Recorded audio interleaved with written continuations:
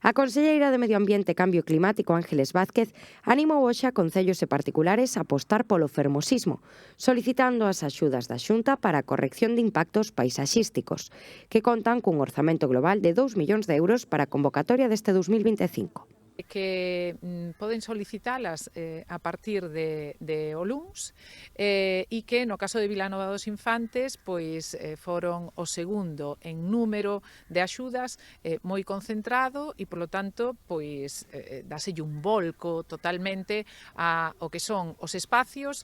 para vivir mellor, para que a xente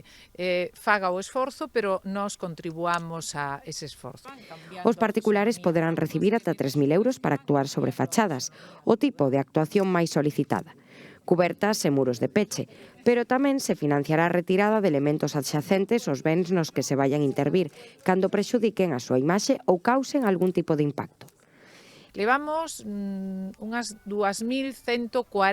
axudas no territorio. Son 2.140 familias que pois decidiron optar por estas axudas que, a pesar de ser moi sinxelas, é fundamental que este o asociacionismo detrás. E en este caso, bueno, pois hai unha asociación que convenceu os veciños e que seguro que fixo pois ese traballo a veces administrativo que por si só